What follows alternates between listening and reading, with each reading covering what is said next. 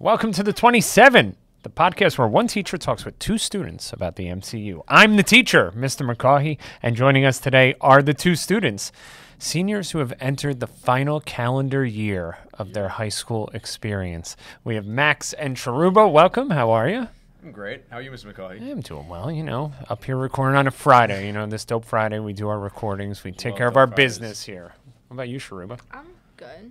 How are you? I'm well. You were on last year, Shirooba. I was. One of the boss moves of the whole season was on the spot. It was like, Shirooba, you want to be on this episode? And you're like, yeah. Like, no prep, no anything, just sat down. I forget what episode that was as I sing your praises.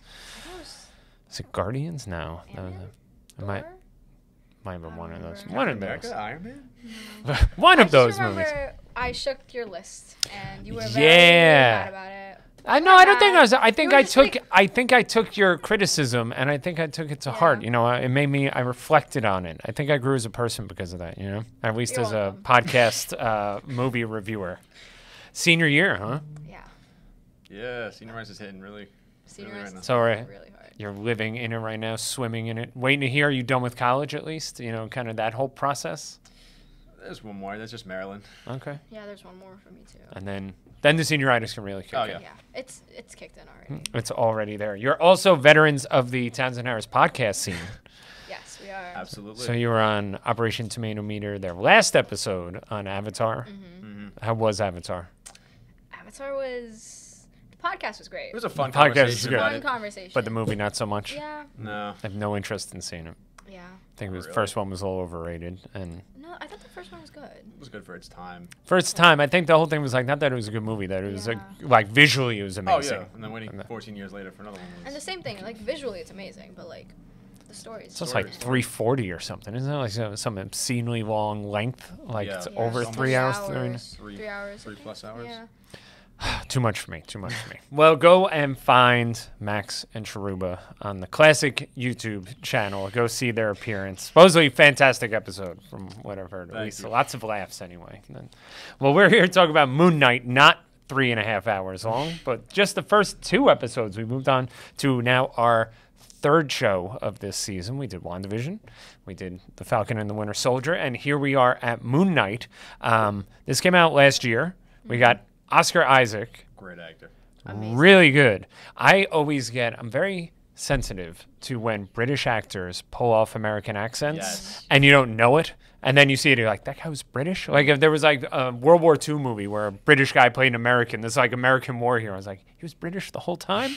Oscar Isaac is the opposite though. Born in Guatemala, raised in America, pulls off the British accent really pretty well. I thought he was British. I did too. But he does a nice job of that. No, he's really good. He also has joined the superpower for nerds, I'll just say, of being in Star Wars movies and being in Marvel. He was in Dune too, right? Yeah. He was in Dune. He was in Dune. Wow, that's like a trifecta of. Yeah, he was in all the more recent Star Wars movies. I did not see Dune. Is that a good movie? Yeah.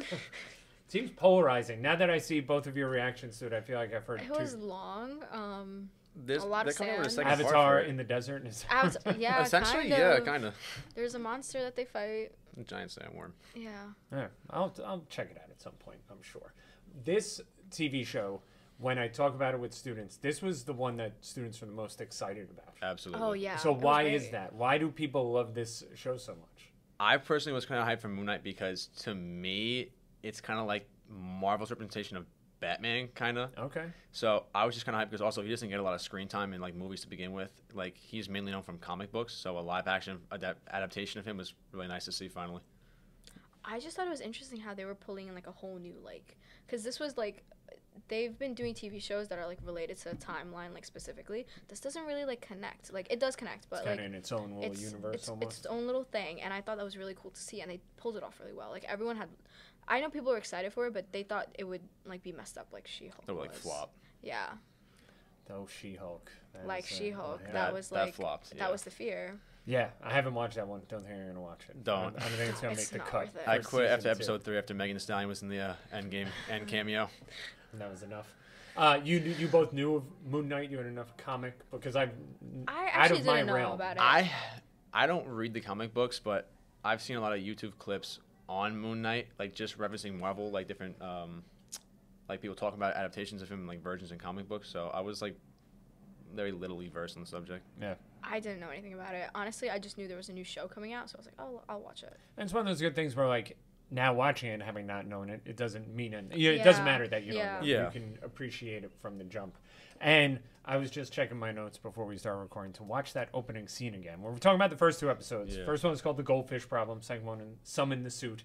We have Ethan Hawke, who's a pretty good actor, been around for a long time, had been critical of the MCU, kind of like that artsy view that some serious actors have that, like, this is not real cinema or whatever, but appears in it.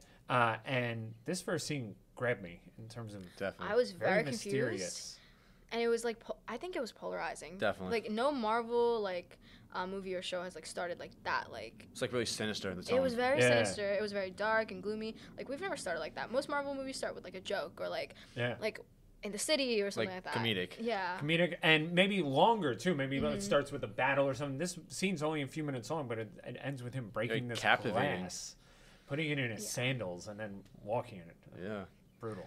And the crunching, like, every time he walked, like, you could feel it. Yeah. I thought it was cool, though. When I thought of Ethan Hawke, though, I thought, like, he's a very serious actor from what his background usually is. And, like, I know recently he was in, like, Black Phone, so that's what I kind of thought of when I'm rewatching the scene. Yeah. Because, like, it's, like, the same sinister kind of tone where it's, like, a quiet, like, suspenseful scene. Which is sometimes, like, the scarier thing. Like, not the in-your-face thing, but the like a jump scare. Quiet, menacing, you don't know what to expect out of it. Yeah.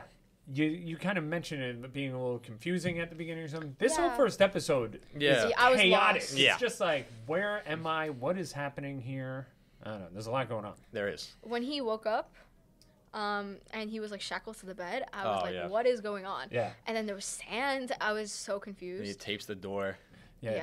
And I mean, it's all these little things that give really good insight in this first episode. And so, like, I guess any first episode of a series would be as they're introducing characters. But between the things you just mentioned, Max, with the sand and the tape and things like that, other things that, like, little clues to let know what's happening, like the interaction with the woman at the pet store, like, you were here yesterday. Yeah. He misses the date. Kind of like Groundhog Day. Yeah, exactly. And he's like 2 days late to have the date with the woman. He then finds the keys and the phone in the apartment, and we're kind of like slowly learning about who this person really is. Who these people are. Man. Oh my God, when I was rewatching it, I was just thinking, like, I don't even think he has a mom, but he was talking to his mom, and I was so confused for a second because I was like, after he misses the date, he's like, seems to be like leaving a message or something. Do you even have a mom? Like, he was like leaving a message to his mom, and he was talking about how he missed her so much and how, like, what's going on in his life and everything. He seemed confused about what was going on in his life. That's revealed like later on in the show, but yeah, so we have Mark and we have Steven, right? These are like, it's like, you read the descriptions of things, and in the Disney Plus description, it was like a man with dissociative identity disorder. So, and of course, it's like, let me just double check exactly what that is. Would you like the definition of dissociative identity disorder? Yeah, I think Max needs it. You know it already? Yeah, I do. So this is people who have two or more separate identities. Their personalities control their behavior at different times. Each identity has its own personal history, traits, likes, and dislikes. This pretty much sounds what we're dealing with here. It's like Jekyll and Hyde. A little bit of Jekyll and Hyde. All the lit references are coming back. He didn't know the definition, but he knew, you could think of some examples of it. Yeah. But we have these two different people, and they don't seem to know, Steven seems unaware of Mark. Yeah. Yes. Mark fully seems aware of Steven, though, and how to kind of control these people and kind of keep them out. We end up in Switzerland. This was the most confusing thing to me. Do you have any explanation of that? Like, just how, I don't know. I think, like, he wakes up in the field, and he's like, he sees the guy in the castle. He's like, hello. So that's he's a good British accent. See, Mexican dude too. So he sees him, and like the guy starts shooting him. And he's like, "What's going on?" He's kind of confused because Mark had taken control of the body, and then I guess when Steven wakes up, he regains control automatically. So he wakes up like a broken jaw, and he's like, just that crunch back. Yeah. Oh yeah. So he's like stealing I think it was the scarab from Harrow. Yeah, but then just like I don't get the I was confused, to be honest. How they got there. Yeah. Because the idea of him, like, going in and out of these different identities and ending up in different places isn't... It's possible, like, different experiences within, say, London, where the show takes place. But this is like, they seem to be in a totally different country. Yeah. Swiss Alps. And he says to him when he checks Ethan Hawke's, I didn't write his name down. Ethan Hawke checks like the tattoos on everyone, and he sees Steven. He tells him that there's chaos in you. But like I said, this episode was chaos to me. There's a lot going on here. It was a little bit hard to follow at times. It was. Yeah. But we kind of get to where we need to at the end with the revelation of, Moon Knight, the hero The himself. first suit up in the bathroom. Really good. Like that really last cool. scene, really like in terms of like, even if you have an episode where you're trying to figure out what's happening, maybe it's confusing at times, having that last scene That kind of grabs grab you. you. That was, And it's really springboards powerful you. scene, especially with the music in the back, where it's like really triumphant. Yeah, it springboards you into everything else. He's in the suit. Are there two suits? Yes. There is. Because one was like he's a little more dapper. second like, episode, he has they, like the tie, the and he's tie almost one? like The blazer, the suit tuxedo, suit. yeah. Yeah. Not like the actual suit itself. Like the mummy rags. Yeah, the actual one. It's made me think, first of all, having two suits, well, I guess technically Tony Stark has dozens. Like 47. Yeah. But this got me thinking, so then who has the best suit in the MCU? Oh. I mean, his dapper one is the most stylish. That is definitely the most But stylish. I don't know if it's the best one. But Best suit in the MCU. Best suit in the MCU. yeah. That's crazy. Captain America is definitely not going there. No chance. Not a chance. You're a walking flag. I'm sorry. Yeah, I mean, not- Hulk He's is, Captain America. It's in his But name. No. I love the stealth suit though. That was really cool. Okay. Hulk is purple Hulk just pants. wears ripped Yeah. His clothes. underwear, I think. Thor, Yeah. Thor and Love and Thunder had a nice suit with the gold, but But the wig. yeah. The wig. But best suit? Iron Man. I mean, I'll say No, Iron we, Man. I'm no. thinking Black Panther. I was thinking either Black Panther. Black Panther. Oh, I really like Doctor Strange's suit. I hated the cape. I'm sorry. What? What do you not like about the cape? I mean, I get it. It's like a character or whatever, but like, it just seems so inconvenient when you're like fighting and you're doing like all the magic But and stuff. it helps him The out. cape fights for him. Yeah. Okay, but listen, like, you can't tell me there's not been like a single moment like where he's not like tripped over it or something. Like, it's not practical. That's because it's like a joke. That's why he I trips know, over but, the like, cape. Capes are definitely not Best suit- practical going through life. I'd have to agree though. Black Panther suit is Black really Panther's nice. I crazy. think it would have to be Black Panther. It's like the colors and everything. It's a clean suit with the purple and the black. Yeah. Although to it be works. fair, Spider-Man's suit, the like post-Tony modifications. to Yes, that it was also a nice suit, but I think Black Panther's is just to Yeah. me like it's more powerful, especially because it has like that vibranium enhancement. It's just a really good it. suit. Anything with vibranium Yeah. gets the job done. Definitely. Yeah, this is what I think of the clothing. It's really important when you think about these superheroes. So now at the end of episode 1, we get the reveal. We have Moon Knight there, and episode 2 really seems to just be a reckoning around like the idea that he knows now that like he is this other person and he is this superhero. We're introduced to the idea of everything in the MCU I feel like always comes down to teams. We have like Team Iron Man, Team Captain Cap. America. In Guardians of the here I see Galaxy. Team Amit and Team Kanu. In terms of judging people. And I think this is an interesting look at life. Amit wants to punish people before they do something wrong. Yeah. Kanu punished people After the fact. Yeah. So now I'll ask you, where are you? Are you when you think about life? Like he uses like the Ethan Hawke character uses the reference like could have stopped The Hitler future, if we just yeah. knew. I mean, to go by a legal sense, I mean, in America we have like a innocent until proven guilty. So, if we're going by that, I mean, I would say Khonshu is better, but it honestly depends on certain situations because the situation he brings up with Hitler is also it's like a really good analogy as to why Amit would be better because then there would be more Jewish people around. But like also like if you wrongly accuse someone of doing a crime and kill them and they won't actually commit in the future, then it's just manslaughter. I think there's a very fine line that you have to dance between it. I don't think any side can be like truly right, because I mean everyone. First of all, innocent until proven guilty, and second of all, like people are also like open to change. Like some people, you, Like a you make correction. mistake. Yeah, You can like grow you can, as an individual. Yeah, you can definitely improve on yourself. So I feel like judging someone based off of that, like I mean, I get like judging people based off your mistakes after you've done it, but I think there's always a fine line to everything. This fine line then spreads into like thought police. Like you can't think anything, forget do anything. Yeah. You are judged on your thoughts and not your actions. That's a little bit scary So I think we'll end up with Khonshu. Is that? Yeah. Yeah. I think we're there. We do get our first kind of. I mean, we have the fight scene in the bathroom in episode 1, but the fight scene with the jackal. Yeah. Is really good, and especially some of the just even like the cinematography, like that view at the end after he gets impaled. Yeah. Yeah. Any thoughts on just the battles, the fight itself, or anything with Moon Knight? You want to go? Okay. I thought compared to the first fight scene in episode 1, where we just see like the ending of the fight where Moon Knight's kind of beating on the jackal, the second episode's fight scene was definitely shot really good cinematography, because like you get the angles like through the bus windows or through car windows, and you get these overhead shots. And I think it's also really cool that we see now Steven fighting instead of Mark, who's like a trained mercenary. So it's like, kind of Steven, like even he doesn't know like he's powerful because he hits him. He's like, oh, and like he goes flying.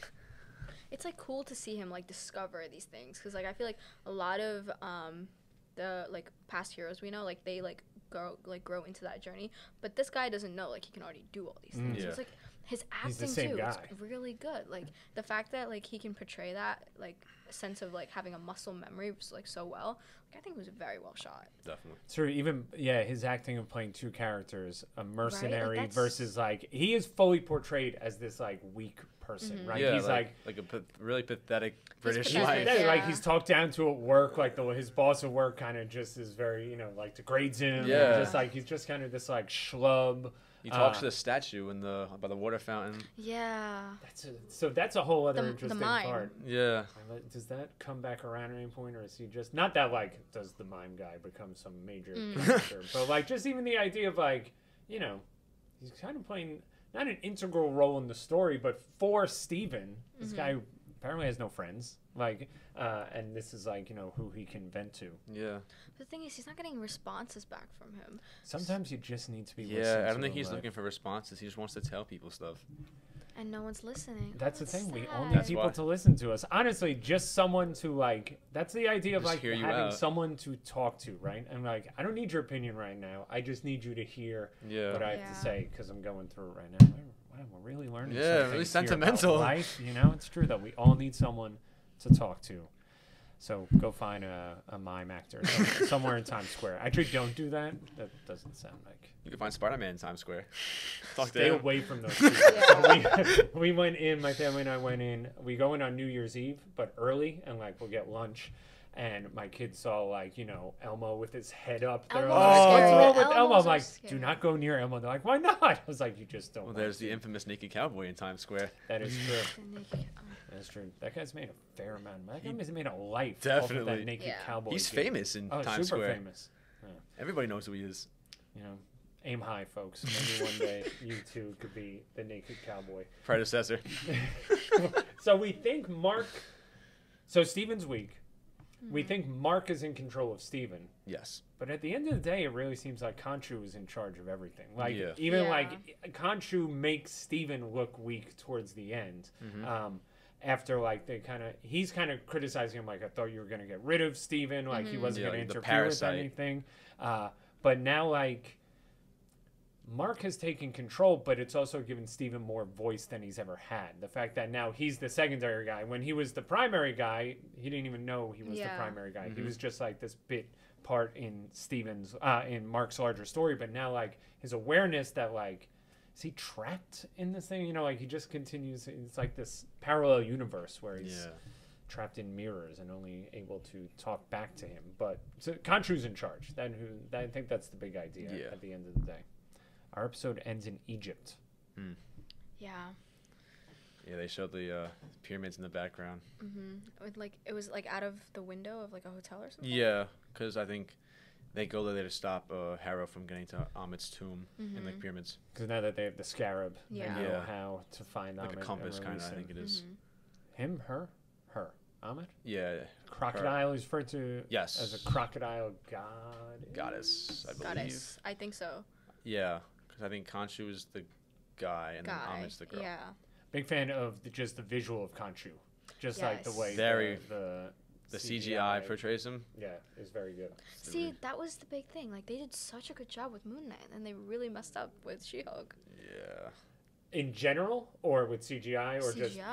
Well, I mean, after Moon Knight, you see CGI and Wanda, Doctor Strange, Multiverse of Madness. With that was some rough CGI is so hit or miss. There are some episodes, some movies that are great with it, and others that are like tragically bad. Yeah.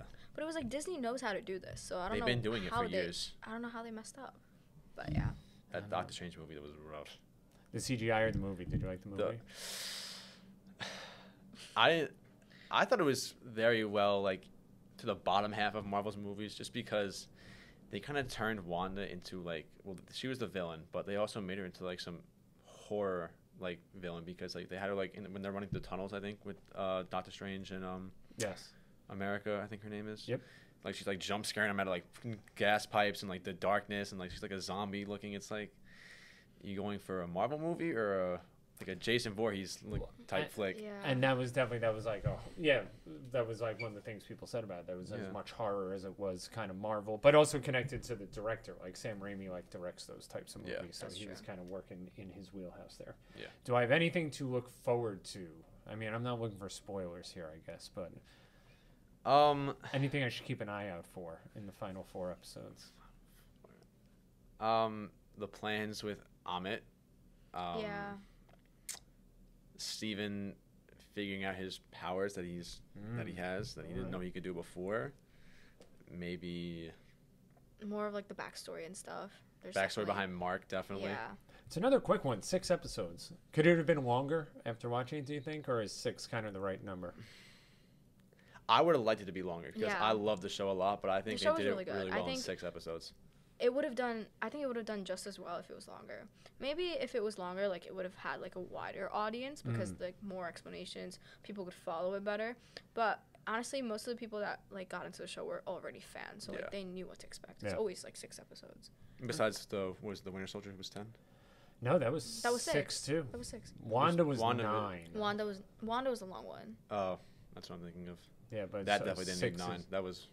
I hated Wanda. Well, it was 9, but it was like 30-minute episodes. So the actual runtime was probably in about the same ballpark. Like 6 episodes of 50 versus 9 episodes of 30. You kind of end up in the same range. Yeah. Well, I'm looking forward to the rest of this. This was, especially when I think about how both episodes at the ending of episode 1 got me excited for episode 2, and now the end of 2 has me trying to, look forward to more. See what's going to happen to Steven. See what's going to happen to poor Steven. I think it's Steven interesting because this is, like, new for Marvel, I guess. Like, this type of cinematography is, like, very new. So I think the fact that they were brave enough to do it, because they've been blamed for a while of, like, having the same, like, plot and, like, the same story again and again. So the fact that they're really trying something new, like... Same character design. Yeah. It, like, shows that they're, like, listening. Yeah. And, like, they're doing fan services and stuff. That's good. So, because sometimes that fan service can be a negative thing if it's a little, like, too much. Yeah. But definitely need, and I like the connection with ancient Egypt too. Just like if you have some knowledge of that. It's like a new environment that like Marvel hasn't been in yet. So I think it's good because I also liked the idea of Egyptian gods because now I know God of War, Ragnarok. After they're done with the Norse mythology, I have rumors that they go into the Egyptian Ennead, as Stephen would call it. Which has 9 gods, not 7. Yes. He corrects the people at the museum. Yes. Okay. So that's going to be interesting. A lot of Egyptian influence now in these games and shows even. Is there more to come of that? Has that stretched beyond Moon Knight already, or are we expecting it to? I know they might. It's highly likely they do it in God of War. And I know they've definitely done it. I think a lot of Tomb Raider games explore ancient Egypt pyramids and stuff like that. Yeah. But other than, I mean, it's not a popular topic for most things. Like Dune pulls like cultural influences, but like not like not specific like regional. Locational culture influences. Yeah. But the pyramids are pretty influential, so. Yeah, and that's something that like everyone learns in school. Everyone's always like, ancient Egypt's one of those things that just grabs people between. Pyramids, like between the Nile, the mummies, King Tut, the pharaohs, the pyramids. Yeah, well, I'm looking forward to it. I think we did it. Episodes 1 and 2 of Moon Knight, solid so far. Looking forward to watching the rest. This is the 27. You can find us on Instagram at the 27THHS. Big thanks to our producer Irene. Our merch is coming on Monday. Woo! It's too late for you all. So I mean, the order is coming in. We're very excited for that. So this will be our last episode without our merch. We'll have our merch next week, so we're excited for that. Thank you to Ryan for editing our videos. He does an excellent job on that. The critic.thhsclassic.com. You go there, you can see a number of things, including Max and Shirooba talking about Avatar, The Way of Water. You'll see us in Boston. The Boston vlog. Yeah. I watched the Boston vlog. That was good. Oh, okay. It was nice. Yeah, I got my ad-libs in there. Yeah. It was well done. You'll see Irene, who was also on Operation Tomato Meter just this past day, a few hours ago. That'll be released. They did Knives Out, I think. Is that what we're doing? Glass Onion. So check that out. Everything you need there. Next week, we'll be back. The Tomato Meter people will be joining us. Angeline and Ren. And apparently producer Alan, who's one of the more controversial figures in the Townsend Harris podcast world. We love Alan. We love Alan. Well, we look forward to having him with us. Where this is our kingdom in here. He can't control what we do. Okay. Well, we will see you and Ren and Angeline and Alan next week. Shirooba, Max, thank you for joining us. Good luck with everything going forward the rest of your senior year. The countdown's on. Just not too much senioritis. You can have a little bit, but not too much. All right, thank you, and we'll see everyone next week on the 27. Take care.